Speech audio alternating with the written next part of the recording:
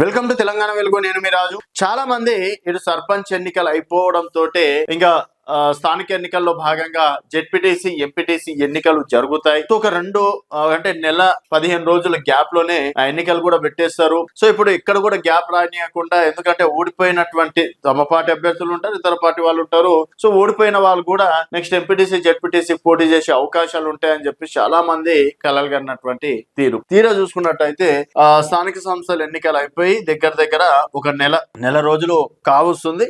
So ఇప్పటి వరకు MPTC విషయంలో కావచ్చు, జెడ్పీటీసీ విషయంలో కావచ్చు, ఎక్కడ కూడా నోరు మెదపడం లేదు. ఎందుకంటే ఇవి ఉండేటివి పార్టీ గుర్తులతోటే.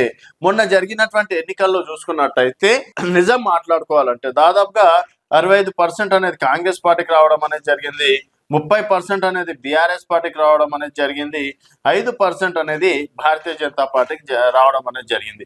సో ఇక్కడ 65% ఎందుకు ఇస్తున్నాను అంటే స్వతంత్ర అభ్యర్థులు ఎవరైతే ఉన్నారో, రెబల్గా ఎవరైతే పోటీ చేసిండ్రో వాళ్ళు కూడా కాంగ్రెస్ పార్టీలో కలవడం ద్వారా కాంగ్రెస్ పార్టీకి సీట్లు, లేకపోతే ఒక 10% మైనస్ చేసుకుంటే ఇటు రెబల్సే మరి వాళ్ళు కాంగ్రెస్ రెబల్స్ కావచ్చు, బీఆర్ఎస్ రెబల్స్ కావచ్చు, దాదాపుగా 10% వాళ్ళు గెలవడం అనేది జరిగింది. సో 55 కాంగ్రెస్ పార్టీ గెలవడం అనేది జరిగింది. ఇక్కడ తీరా మళ్ళీ పార్టీ గుర్తులకు వెళ్తే ఇప్పుడు ఉన్నటువంటి పరిస్థితిలో మరి గట్టెక్కచ్చు, గట్టెక్కకపోవచ్చు. అదొకటి. సెకండ్ వన్ వచ్చేసి రైతు భరోసా అనేది మనకి ఎప్పుడు వేయాలి?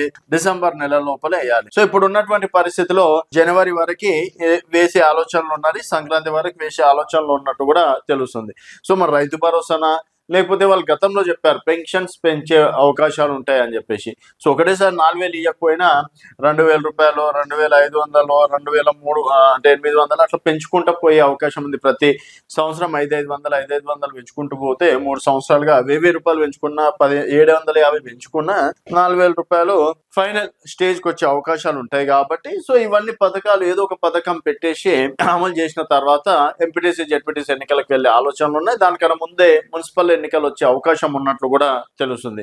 సో మరి ఎంపీటీసీ జెడ్పీటీసీకి ఎవరైతే పోటీ చేద్దాం అనుకుంటున్నారో కొంతవరకు బ్రేక్ ఇవ్వడం మంచిదని చెప్పేసి కూడా ఈ సందర్భంగా చెప్పుకోవచ్చు. అండ్ చూస్తూనే ఉండండి తెలంగాణ వెలుగు.